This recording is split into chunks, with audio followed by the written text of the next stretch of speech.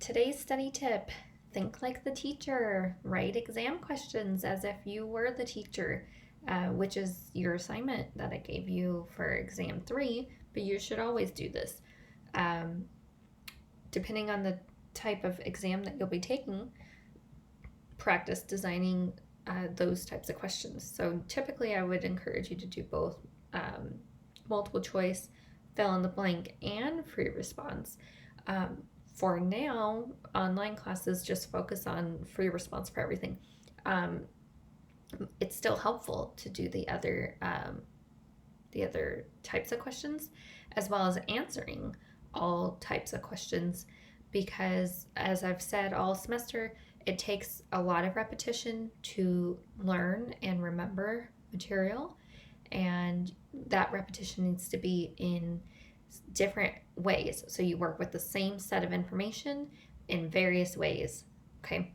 So today, focus on writing questions. Trade them with your study partners, make a practice exam, see how you do. Okay, study, study, study. Regulation of metabolism, chapter 19. Terms. Metabolism, is using all the food and drink that you put into the body in order to make energy, and you want to make energy in the form of ATP, but ATP cannot be stored. So we're also going to make molecules like glycogen, right, and fat to store up, and we can break those down and turn it into energy quickly and easily. The other part of metabolism is to build complex molecules, right?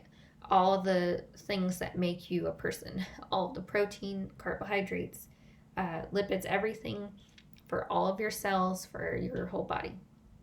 Okay, so catabolism is breaking down food to release energy or to release building blocks even.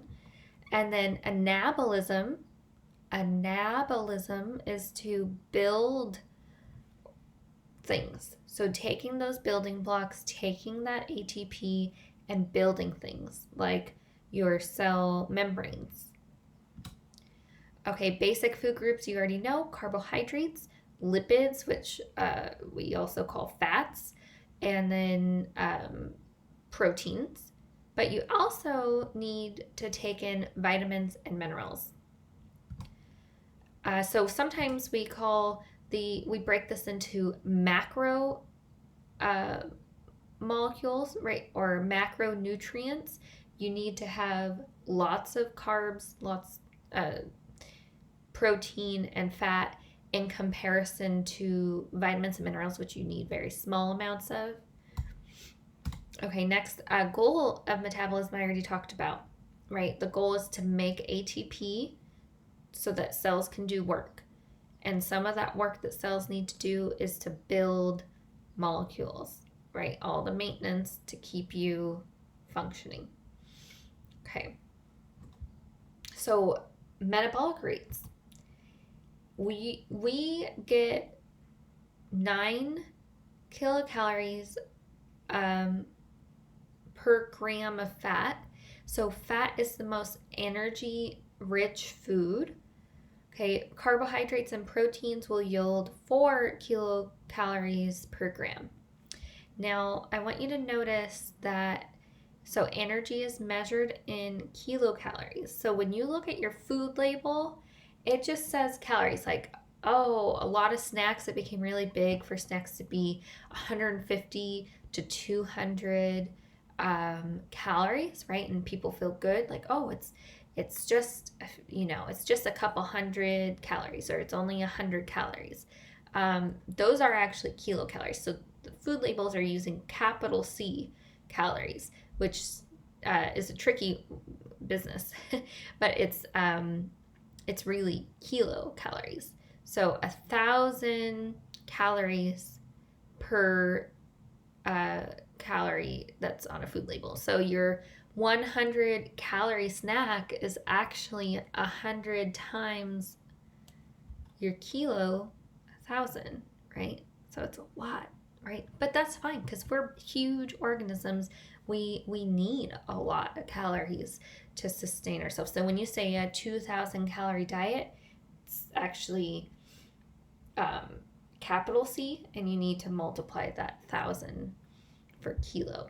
Okay, so that brings me to another point. You need to be looking at your food labels. You need to be looking at not just how many calories, but you need to look at the nutrient content as well. How much fat does it have? You don't want too much fat. Does it have cholesterol? You don't want too much cholesterol. Does it have fiber? You need to make sure you're getting fiber.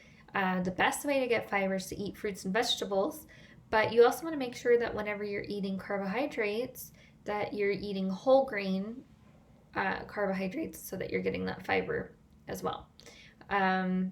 You also want to make sure you're getting enough nutrients, like your vitamins and your minerals. Okay, so read your food labels. You also have to do this to make your 3-day food log, right? You need to log everything you eat. So if you're eating something that comes in a package, make sure that you're actually eating a serving, or if you're eating 2 servings, that you record that in your food log. If you're eating 1.5, you have to do a little bit of math, right? But you can easily find out your calories. You just have to pay attention, right? So sometimes people get tricky, companies rather. So for instance, these whole grain fig bars or whatever they are, I occasionally like to have for a little reward, like a dessert, right? And if you look at the food label, it says that serving size is 1, but the package, the individually wrapped, a box comes with like 4 or 5 packages. Well, each package has 2 of these fig bar cookies in it. So you automatically eat 2 because you open this little package, right? But that's actually 2 servings. So you have to take the food label and double everything to know how many calories you're actually eating. So that, 100 or 150 calories is now double. And there you may have just eaten as many calories as you should have in a meal on a snack, right?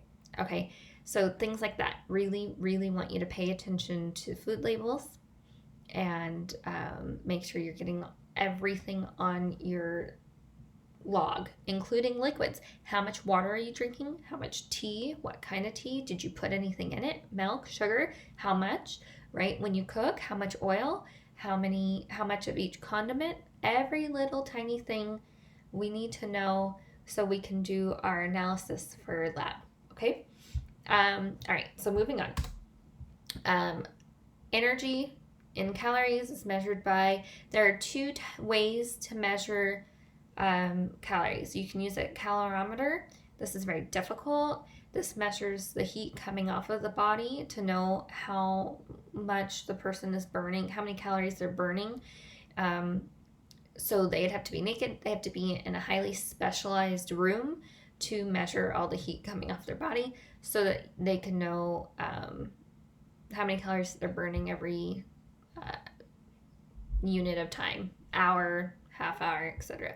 Okay, the other way to do this is to use a respirometer, which is a mask that goes over the nose and mouth, and it's measuring oxygen or carbon dioxide, depending on how it's set up. And that's a much easier method to use for taking measurements on people, right? Okay, so in either way, you're going to look at food plus oxygen, and then it gets broken down, right? So that you release carbon dioxide. You have water as a waste product as well. And then you have heat. And then, of course, the calorimeters measuring heat, and the respirometers measuring either how much O2 you're taking in or how much CO2 you're releasing. Usually it's CO2. And by knowing how much CO2 someone's releasing, you could do some calculations to find out how much O2 they are intaking.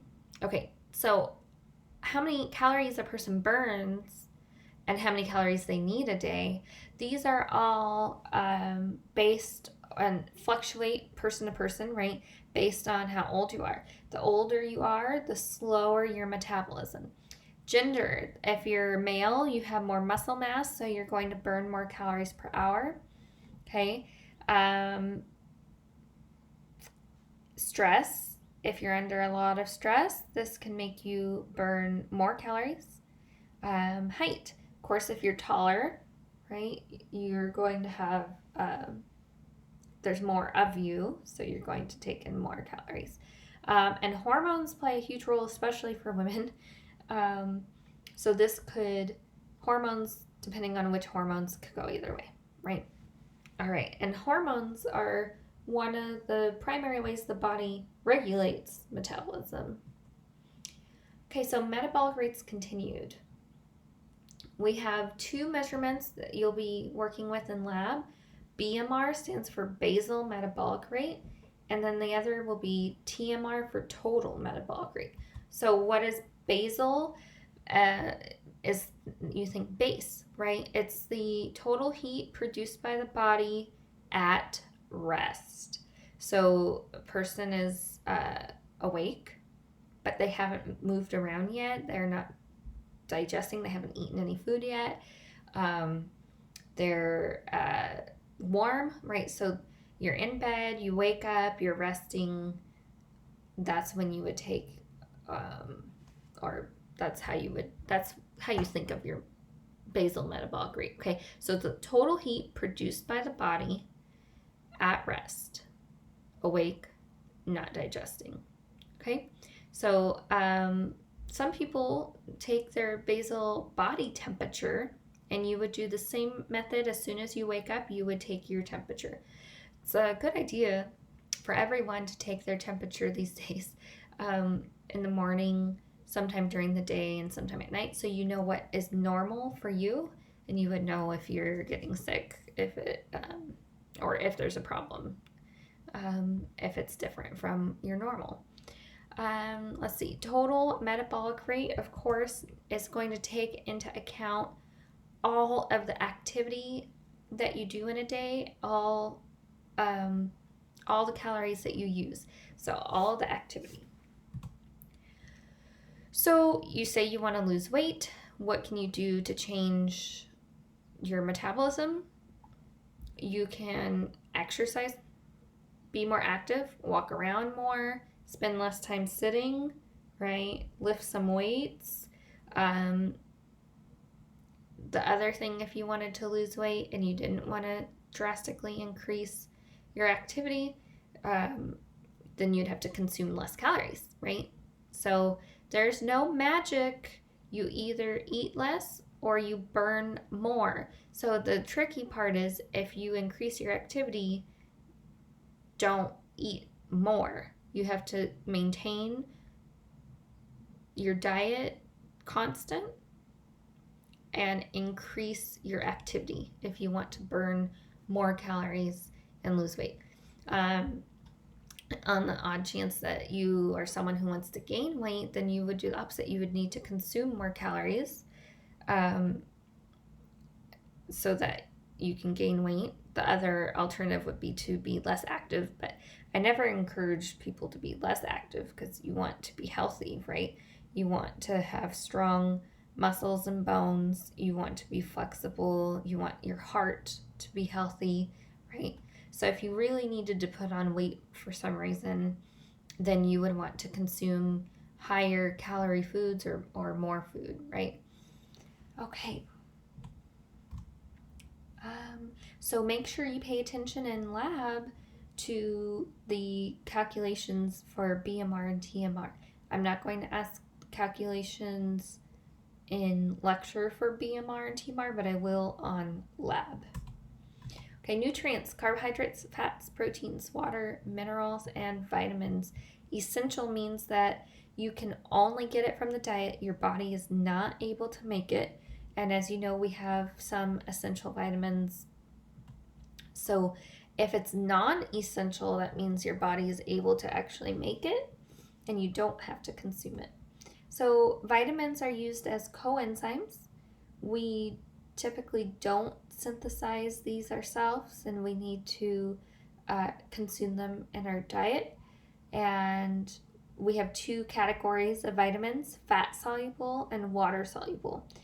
And just as you probably predicted, if it's fat soluble, then you have to eat something fatty to get it. So you've probably heard of omega-3 fatty acids, and they come from fish. And we also have vitamin A, D, E, and K. If you've ever seen vitamin E supplements, they're little gel capsules that the gel is actually oil that vitamin E is suspended in. Okay, so fat soluble vitamins have to be in an oil or a fat in order to consume it and utilize it, right? It won't mix into water. A water soluble, on the other hand, like your B vitamins and vitamin C, these are water soluble. So you see these in pill form, you might see these in powder form, you mix it into water and you drink it. Okay, something to point out, if it's fat soluble, you are going to store up reserves in your adipose tissue.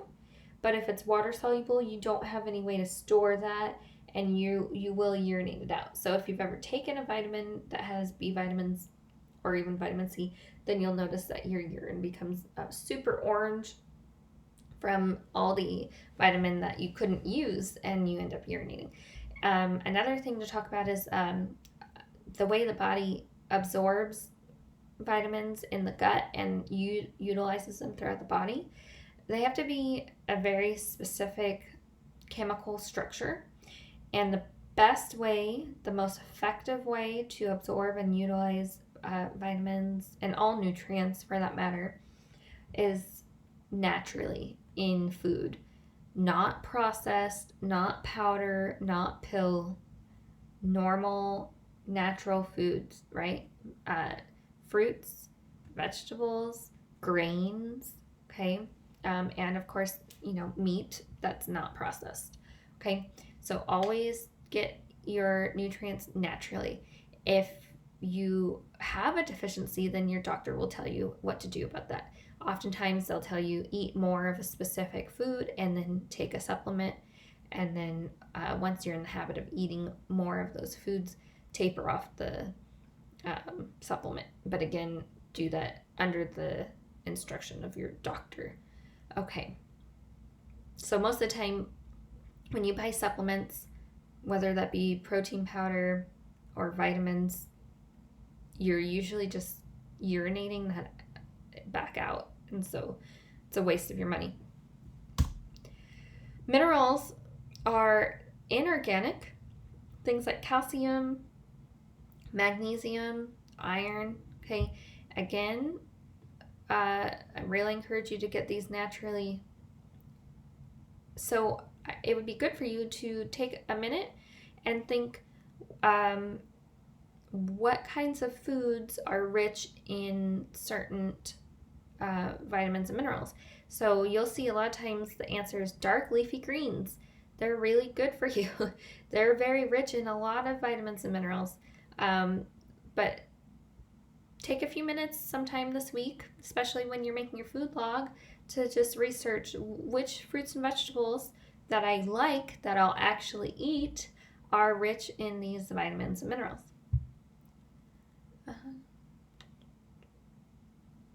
Okay, so the two vitamins that we are able to synthesize are vitamin D and K. Everything else we have to consume in our diet. Okay, so free radicals. You've probably heard this, especially when it comes to advertisements for beauty products or advertisements for superfoods, juices, etc. Okay, so free radicals are a result of cellular respiration. So your body is constantly producing free radicals. It's a side effect, byproduct of cellular respiration. A free radical has an unpaired electron. So recall that in your your orbital can hold 2 electrons. Your outer orbital, or your first orbital can hold 2 electrons, and then every orbital after that will have paired electrons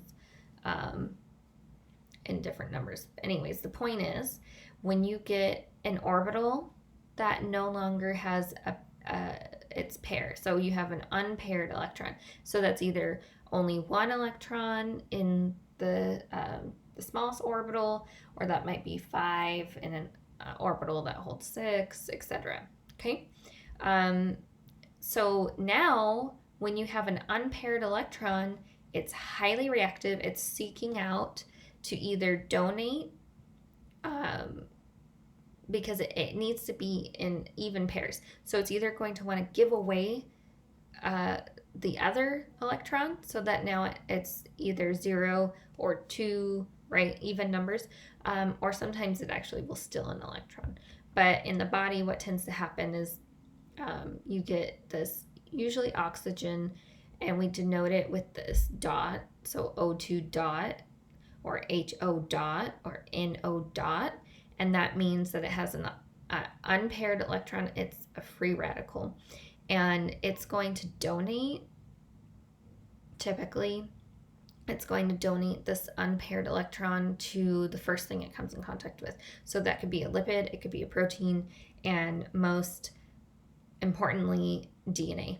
DNA is a really huge molecule. It's also highly electronegative, so it's going to attract free radicals, and it's going to cause a lot of damage to the DNA. So everything that a free radical comes in contact with, it will damage.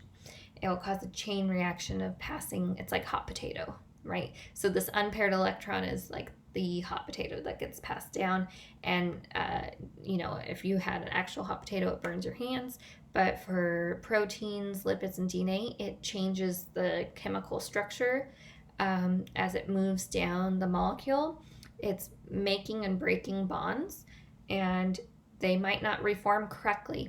Okay, so this picture that we have here is actually one of the antioxidants that your body is able to produce. Why can't I can say things until I'm recording, and then I don't say things correctly.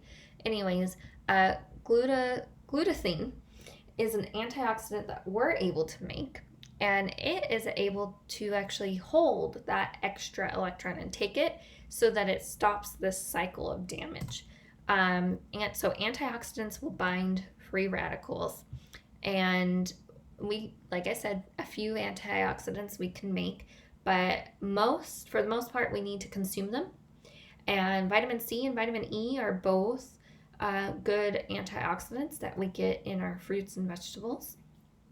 And that's interesting because vitamin C is water soluble, and vitamin E is fat soluble.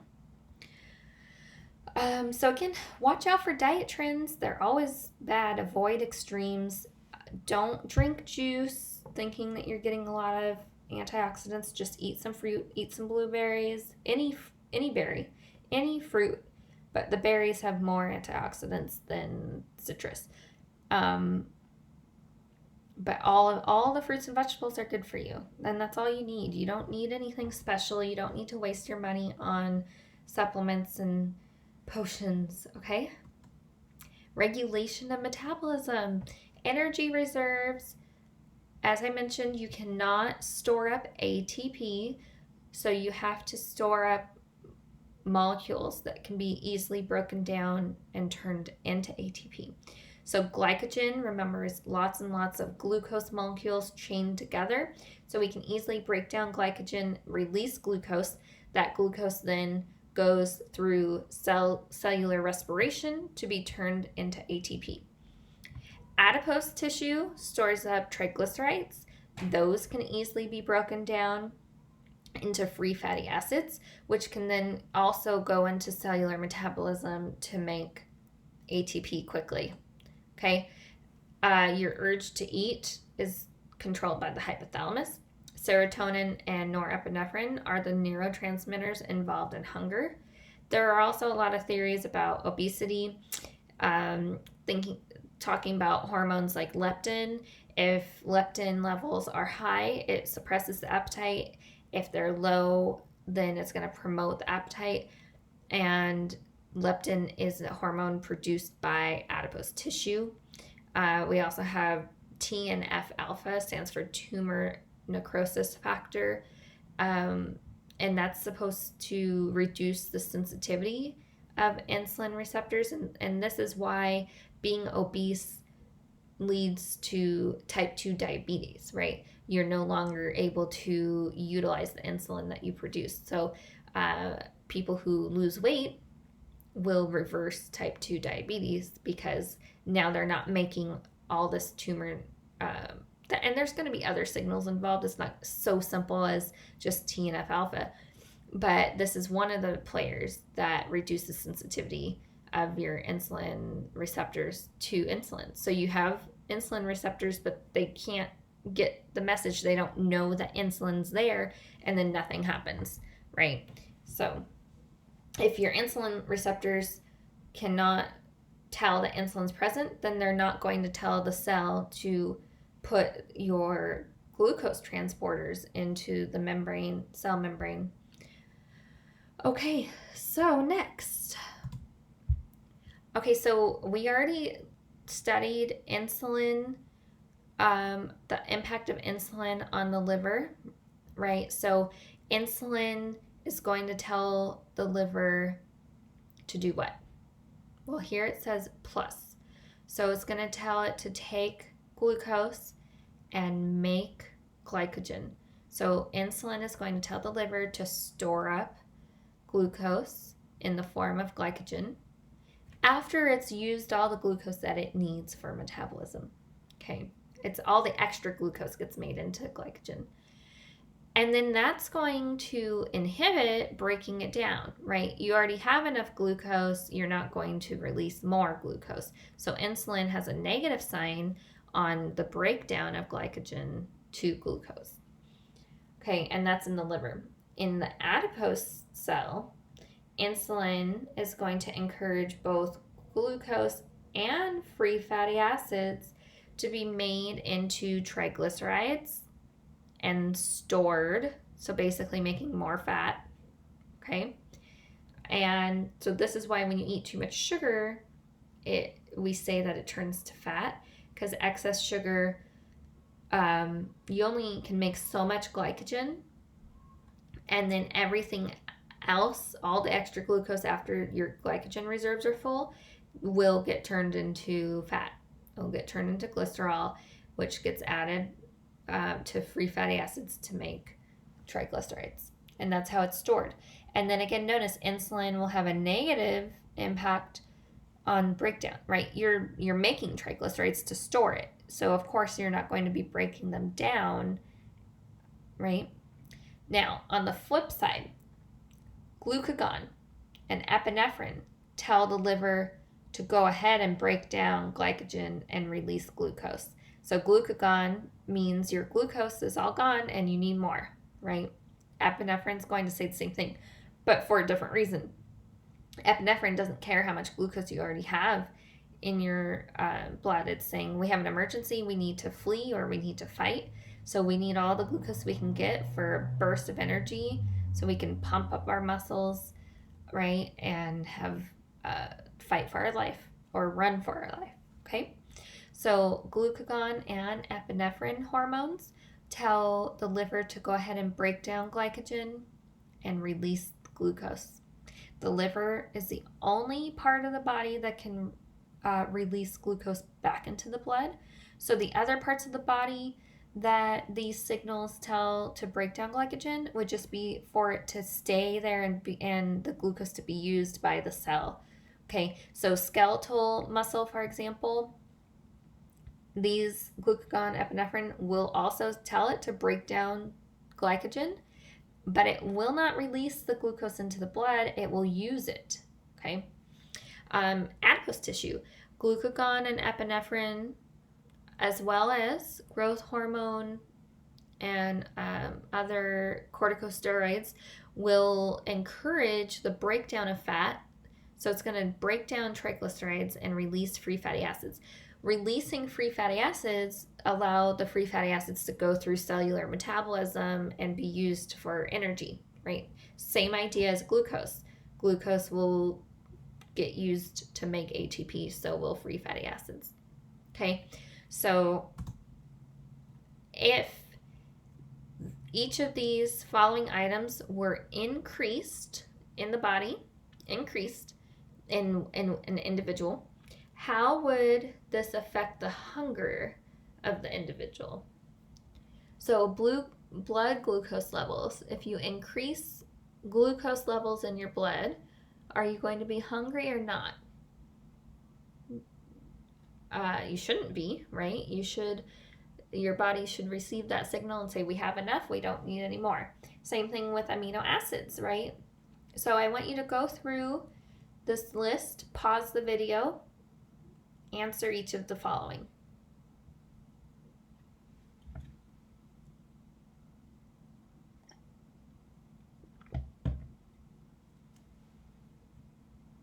Okay, so to answer each of the following, glucose levels, if they're increased in the body, you're not going to be hungry. Amino acids, same thing. It's another signal saying that you've eaten, you've had enough food, you wouldn't be hungry.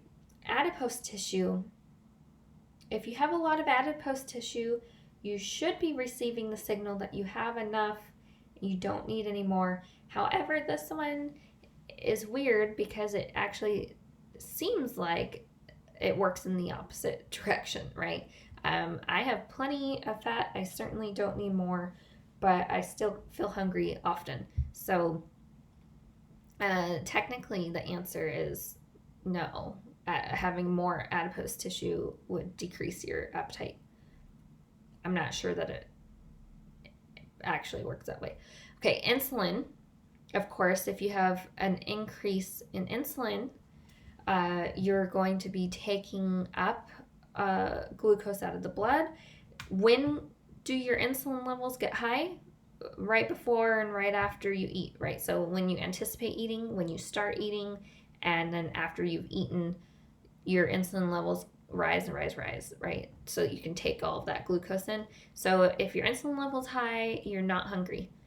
Glucagon. This means you are hungry. You haven't eaten for 4 or 5 hours. You're getting hungry. Glucagon starts to be released so that your blood sugar doesn't crash, right? So in response to your blood glucose levels decreasing, you release glucagon. And so this would indicate an increased level of glucagon would make a person hungry, right? Or indicate that they are hungry. Epinephrine, right? You're not eating when you're running for your life. You're not hungry when you're fighting for your life. CCK, we talked about that in the last lecture. Would that make you hungry or not? Right, not. It's a signal that you're full. Distension of the stomach is also a signal that you're full. Now, psychological influences can go either way, and each person will respond differently. So for some people, they say they're emotional eaters. Others, like myself, if I'm upset, I can't eat. For some people, when they're bored, they eat more. Some people, when they get together with friends and they go out to eat, they are worried about what the other people are thinking, so they eat less. Others, it's a party, it's a celebration, everyone's happy, everyone's eating, you're not paying attention to how much you eat, or you just don't care, and you eat more, right? So every situation and for each person is going to affect their appetite differently, okay? So that's interesting. Okay, so absorptive and post-absorptive states. Absorption of a meal. So right after you eat a meal, you now are going to have a lot of glucose in your blood and your insulin levels are going to increase. That's at the same time is going to cause your glucagon levels to decrease. Remember, they're always opposite. Then your insulin is going to increase. Your insulin to glucagon ratio is going to increase. This is really saying the same thing, right? So insulin increases, glucagon decreases, therefore insulin to glucagon ratio is increased. This is going to promote all of the actions in the body that require energy. So anabolic reactions or anabolism is promoted. You're going to have the formation of glycogen, fat, and protein, and everything else that requires energy is now a lot of that's going to happen. So you're increasing anabolic reactions. So anabolism becomes predominant. After all of those actions happen, your blood glucose levels are going to decrease because you've used it up. Your amino acid, fatty acid, and ketone bodies should also decrease. Again, you've been using everything that you've eaten and you've been storing things up. Okay. On the flip side, 4 or 5 hours after you've eaten, your glucose levels are now getting low, insulin should be low, and glucagon should be increasing and getting high. So now your insulin to glucagon ratio would be decreased because glucagon is predominant. This is going to tell your body to break down all of your stored sugar and fat, right? So catabolic reactions, catabolism, hydrolysis of glycogen, fat, and protein. So breaking down your reserves, making new sugars if necessary. Breaking down fats going to lead to formation of ketone bodies, right? Okay, so after catabolism happens, your blood glucose levels should actually start to increase because you've been breaking down reserves to release it into the body. Same thing with amino acids, fatty acids, and ketone bodies. So the purpose of catabolism under fasting circumstances is to boost all of these levels so that you can stay alive. The purpose of your anabolic reactions after a meal, your absorptive state, is to use what you've eaten and decrease those levels in the blood. And it's constant back and forth, maintaining a balance. You don't want any of these levels to get too high or too low. Okay, and also I want to point out, I know this says fasting. True fasting is 8 hours or more, and too long can be dangerous. A little bit of fasting, just like 4 to 5 hours, that's normal. It's not really fasting, right? True fasting is a minimum of 8 hours. Okay, so I would make a note here on this slide where it says fasting and kind of either cross it out with one line or put a big note. Only talking 4 to 5 hours after a meal. Okay, now body states. I mean, this will continue to happen 8 hours after. But once you start to get to 8 hours, 10 hours, 12 hours, and especially if you're active during that time as well, then these are going to get dangerously high levels of ketone bodies, for example. Okay. All right. So body states. Absorptive state, time shortly during and after eating. It's going to promote anabolism. It's controlled by the hormone insulin. Post-absorptive state, your GI tract is empty and you're having to use your reserves. Again, takes about 4 to 5 hours to reach this state after a meal. It's controlled by the hormone glucagon. It promotes the breakdown of glycogen and the formation of new sugars in the liver. And it also promotes the breakdown of fats, so lipolysis, to break down triglycerides and release free fatty acids in the adipose tissue. So this slide is to help you interpret the picture that we just spent all this time talking about. Okay, true fasting, 8 hours or more, is going to lead to excessive lipolysis. You're going to get a buildup of ketone bodies. These ketone bodies are acidic, and so when you have excessive amounts, then you can get ketoacidosis, where your blood is actually becoming acidic, and it is harmful. So don't do the keto diet, please. Okay, what is the pH of blood? It's supposed to always be 7.35 to 7.45. It should not fall below 7.35, but ketoacidosis means it has fallen below 7.35 due to excessive ketone bodies. Okay, we're almost done. Type 1 diabetes, as you know, insulin dependent, and it's called diabetes mellitus because it's a problem with the pancreas. This is in contrast to diabetes insipidus, which would be a pituitary problem. And we won't be talking about diabetes insipidus. We're only talking about type 1, type 2 diabetes mellitus problems with the pancreas. Okay, so type 1, your pancreas no longer makes sufficient levels of insulin, so the person has to take insulin shots. Okay, this accounts for only 10% of all diabetics in the US, and that's because of our obesity problem causes way more type 2 diabetics. Okay, so type 1 diabetes, insulin dependent. Only 10% of diabetics are actually insulin dependent, and this is due to the autoimmune destruction of beta cells in the pancreas. So all of this is review. Okay, this is the new part. It's common to have ketoacidosis when you're type 1 diabetic and not type 2. Okay, so people who are type 1, they're not able to use the glucose that they have, and they have to start breaking down fat that's in their body to survive. And then that's going to cause weight loss. So symptoms of type 1 diabetics: extreme thirst, blurry vision, unexplained weight loss, tiredness, fatigue.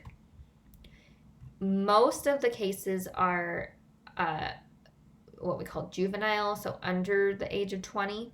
But we are seeing more and more cases in the 20s and 30s, and we don't know for sure why this is, but I do know that because it's autoimmune, there are times where people contract an illness that causes the autoimmune destruction. And that actually is what happened to one of my good friends. She was in her late 20s. She got a really bad case of the flu, and months later, she was at the doctor's for all of the symptoms that I mentioned: weight loss, tiredness, blurry vision, super thirsty, drinking tons of water all the time, and turned out type 1 diabetic. Never was before, and as far as I can tell, it must have been from that really bad flu caused some type of autoimmune reaction. So that can happen, and it's not actually that weird. When you study virology, you learn about all the weird things that can happen. Like you can, there are viruses that are associated with tumors and cancers, and now we're going to be learning more about autoimmune relationships of viruses as time moves on. How do you treat it, right? Insulin. You're insulin dependent. You need insulin. More and more people will have pumps instead of doing actual injections with a needle or syringe. But remember, if you're injecting insulin, you have to first monitor your blood sugar to know whether or not you need it and how much you need. So people with the pump usually have one device on them that's constantly checking their blood sugar level. Otherwise, they have to do what this lady's doing in this picture and prick the finger and take it. carefully, constantly throughout the day, checking the blood sugar so you can try to get the appropriate amount of insulin. If you take too much insulin, your blood sugar is going to drop dangerously low. So this is why diabetics are known to carry candy and things so that they can quickly get some sugar in case they get too much insulin. If they didn't get enough, then their blood sugar is going to be too high and they're going to need to inject more insulin. And they might also need to like go for a walk or something to help with that. Okay, so again, review, you have your pancreatic islets and you have your beta cells that produce insulin. And when you are type 1 diabetic, autoimmune, you've destroyed these, where are they? These light blue beta cells. Okay, and so here's the diabetic. Very few of those beta cells have survived, so they're going to be producing very, very low levels of insulin. Okay, type 2 diabetes, non-insulin dependent. You make insulin just fine, but you're not able to use it. So we say that you're resistant to insulin. And in other words, you're not able to detect it. Your insulin receptors have become insensitive, mainly due to poor diet, lack of exercise, and becoming overweight or obesity. Could be all of these. Usually it is all of these. People who are sedentary, they're not exercising, they become overweight, and they probably also have a poor diet. Okay, so we used to say that this is hereditary, but it's not really hereditary. What is hereditary tends to be these bad habits, right? Poor diets and being overweight.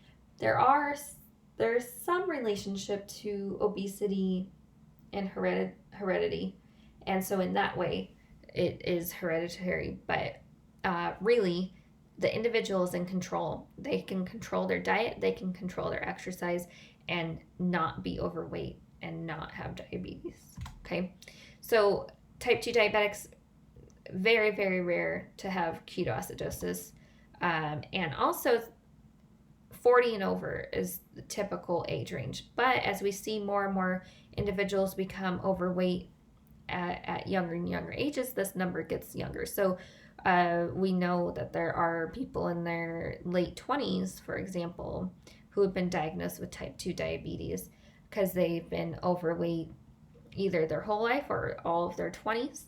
And so it can happen quickly. And for other people, it happens very slowly. So the majority of type 2 diabetics are over age 40.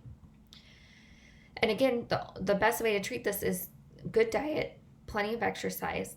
While they're losing weight, they will be given oral drugs to stimulate insulin sensitivity.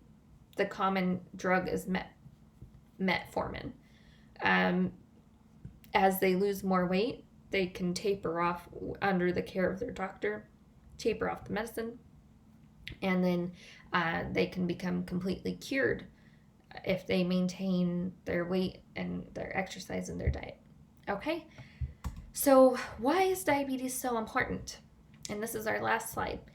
Diabetes is important because constant high blood sugar results in inflammation in your capillaries, inflammation to your nerves, primarily and most commonly in the feet, but this can happen throughout the body. And so this inflammation, repeated inflammation, causes damage. So now you're damaging your blood vessels and you have poor circulation. You're damaging your nerves and you get a reduction or even total loss of feeling. So you probably have heard people talk about diabetics and their feet, right? Because they can easily get injury, sores, infection on their feet, and they don't know it because they can't feel it. Okay, so very dangerous. Infections, whether it be in the feet, like I mentioned, from having a sore or a fungus, or actual colds, flus, any type of infection is now much harder for the body to handle. You have poor circulation, you have reduced healing, right? So it's going to take longer to heal, and you're more prone to injuries. And if the infection is not able to be controlled, then you might have to have an amputation if it's to a limb, right? Or you might be hospitalized to try to fight, for example, if it's a lung infection, okay, you might be on a respirator, right? Okay, so other common side effects, this inflammation and poor circulation, damage to nerves, all can very much increase your risk of stroke, heart disease, damage to your eyes. Sometimes blurry vision is temporary, other times it's causing damage to the nerves, and then that's permanent loss of vision. Kidneys, also a very common problem is for people to damage their kidneys, have renal failure, and have to be on dialysis. It's a very, very unfortunate way to have to live on dialysis while you wait for a kidney transplant that you may or may not ever receive. Dialysis is 2 to 3 days a week. I believe it's like 4 to 6 hours. So a huge amount of time. And while you feel much better after dialysis because you get rid of all those toxins and everything, you clean your blood, then as time passes, you'll feel worse and worse and worse. And when they come in for dialysis, they usually feel completely terrible. So again, very awful way to live. So take care of yourself. Eat your fruits, eat your vegetables, get exercise. Don't become overweight. If you are overweight, lose it. Do not become diabetic. Okay. All right, guys. That's it. Study. That is the last chapter for your exam 3 materials. You can do it.